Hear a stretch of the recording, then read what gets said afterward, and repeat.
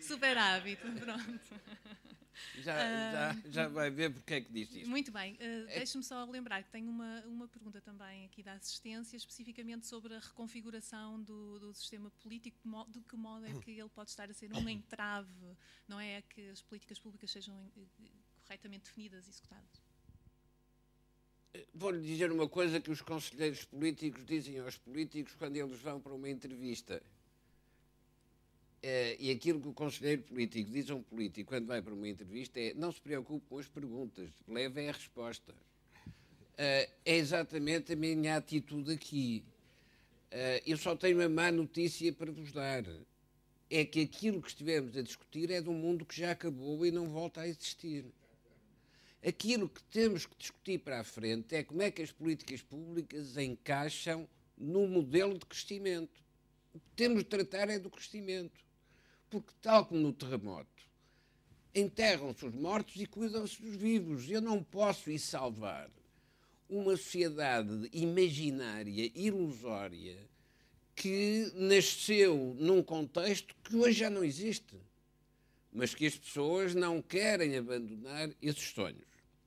Um outro ponto, antes de entrar no essencial. Eu, felizmente, para mim, entrei na vida política num momento de milagre, em que um governo com uma composição que não se alterou governou de uma maneira até o dia 25 de novembro e o mesmo governo com a mesma composição e o mesmo primeiro-ministro governou de outra maneira a seguir ao 25 de novembro.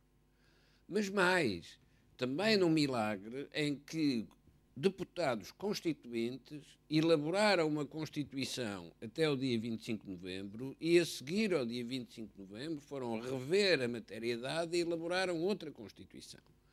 Apesar deste milagre, de que já ninguém se quer lembrar, a Constituição que elaboraram durou até agora, quando várias mudanças equivalentes ao 25 de novembro aconteceram. Mudança decisiva, perdemos a moeda nacional, passamos a ter a moeda europeia, moeda comum. Isto é uma alteração de tal modo radical que nenhuma Constituição escrita no contexto anterior poderia passar para o contexto seguinte. Mas ninguém se mexeu. Quando muito, talvez meter o tratado orçamental. E agora diz-se, e umas comissões de fiscalização em cada país para o tratado orçamental. Isto é, estamos a construir um mundo futuro, sem nunca querer abdicar das coisas do passado, mas as coisas do passado já desapareceram, já não há nada que as alimente, nem a população. Porque os jovens que não nascem é porque as famílias não querem que os jovens nasçam. Não é a política que tem culpa, não são as condições. Havia condições mais favoráveis no passado? Não havia, com certeza. Portanto, a sociedade europeia envelhece por decisão própria, por evolução da própria cultura europeia. Isto é bom para nós, porque a resolução das nossas políticas públicas, tornadas inviáveis com a bancarrota, vai ser construída a partir da escala europeia, porque toda ela tem o mesmo tipo de problema que nós aqui temos. Só que nós estamos mais avançados na evolução e, portanto, sofremos as consequências mais cedo. Mas se houver um esquema europeu, com a tal moeda europeia que tem um patrão, então a nossa reformulação das políticas públicas é muito facilitada. Se tivermos que fazer essa reformulação em estado de bancarrota, não há reformulação nenhuma que não seja contrair. Segundo ponto, particularmente importante na economia portuguesa e para a estratégia de crescimento. Quando foi preciso arranjar soldadores e metalomecânicos para a Lesnave, nos anos 60, havia os agricultores do Alentejo. Tiveram uma escola, foram formados, passaram a ser soldadores. Não foi por falta de qualificação técnica que a Lesnave entrou em fracasso e teve que ser reconstruída em Setúbal num contexto completamente diferente. Porque os quadros são exatamente os mesmos. Não foi por problemas de qualificação, foi por problemas de distorção política ou sindical. distribuição de rendimentos. Qual foi o modelo para a Auto-Europa? Não havia quadros em Portugal. Foram formados para a Auto-Europa. O problema só se volta a colocar quando se der a mudança de geração destes, tal como a mudança de geração dos trabalhadores da Lisnave. Mas quando é preciso fazer qualificações, fazem-se. E porquê é que se fazem? Se olharmos para a nossa estrutura de saúde, ela só existe porque a qualidade dos médicos permite que ela existe. Não é porque o decisor político decidiu que a saúde era gratuita, ou tendencialmente gratuita, geral e universal.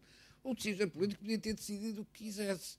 Se não houvesse médicos com competência para trabalhar naquelas estruturas hospitalares, nada funcionaria. Agora, temos tanta competência que não só podemos fazer aqui, como podemos exportar para outros sítios. Nós sabemos fazer hospitais e pô-los a funcionar. Ora, é essa capacidade que não pode ser esquecida, diminuída, travada, só porque se diz, coitadinho dos portugueses, que não recebem nada e abandonam as escolas. Isso é a assimetria da sociedade portuguesa. Porque, do mesmo modo que há uns que abandonam, há outros que são excelentes. Porque nasceram na mesma época, tiveram o mesmo quadro cultural. A regra essencial na saúde, na educação, o ensino gratuito para os melhores. As bolsas de estudo são isso. A bolsa de estudo não é dar dinheiro para ele comprar um automóvel. A bolsa de estudo tem qualificações, tem toda a sua formação académica gratuita, paga pelo Estado.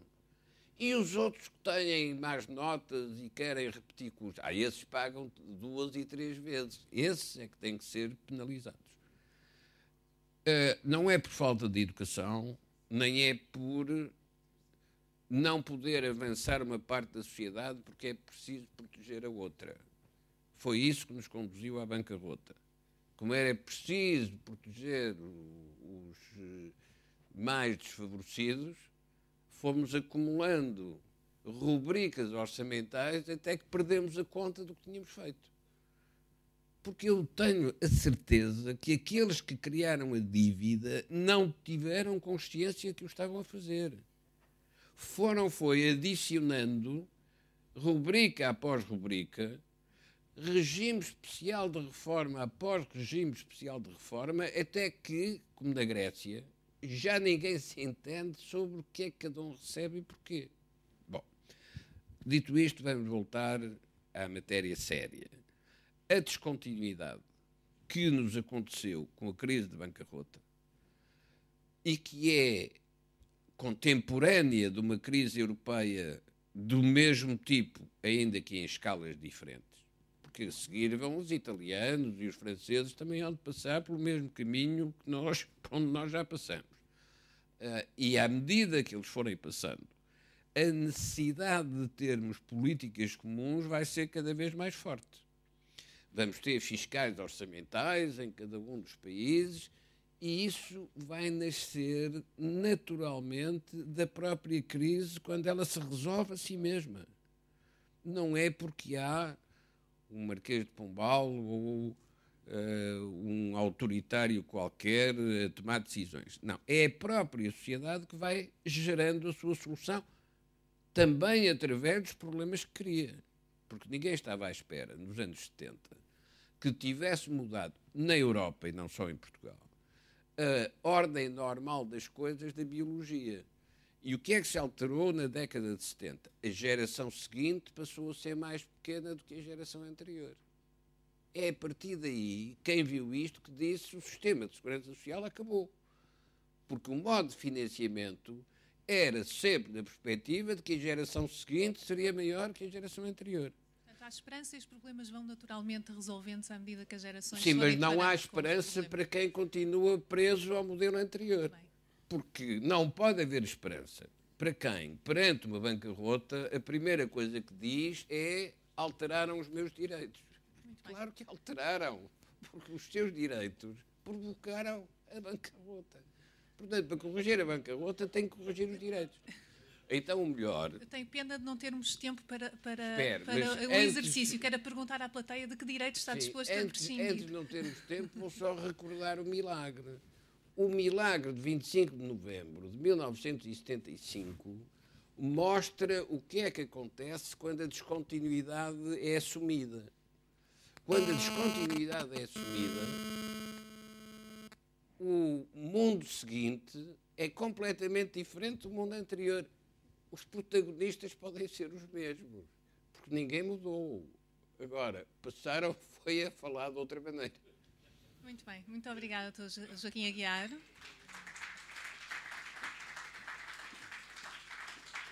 Muito obrigada a todos. Tenho o prazer de dizer que deve ter sido a única conferência que moderei em que cumprimos o horário, portanto acho que demos aqui um contributo pequenino, mas relevante para a competitividade. Portanto, a primeira vez que me acontece entre muitas que já moderei. Muito obrigada uma vez mais em nome do Jornal de Negócios por este convite. Apesar das muitas pontas soltas, também ninguém estava aqui à espera que se resolvessem aqui os problemas de Estado e do país numa manhã. Eu julgo que foi bastante enriquecedor. Muito obrigada. Vou passar agora à doutora. Muito rapidamente. Chegamos ao fim dos nossos trabalhos, deste um dia e meio de conversa intensa, e queria agradecer, em nome da Missão Crescimento, a presença de todos, da assistência e das pessoas das mesas redondas, dos integrantes das mesas redondas, que ao longo destes um dia e meio, gentilmente partilharam connosco as suas ideias e, obviamente, deram os seus contributos para o enriquecimento dos nossos conteúdos.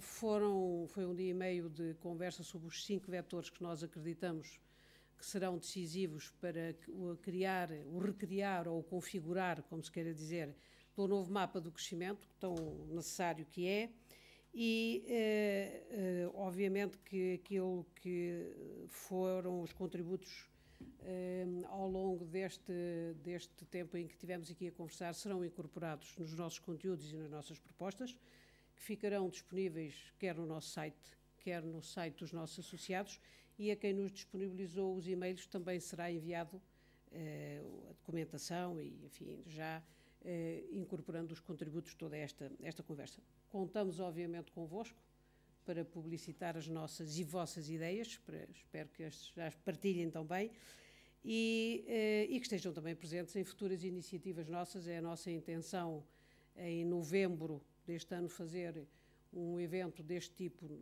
talvez com um formato diferente, menos pesado, porque este foi pesado, foi intenso, no Porto, e contamos convosco para estar lá, onde iremos com certeza aprofundar algumas destas ideias e trazer outras novas. Bem-ajam e muito obrigada.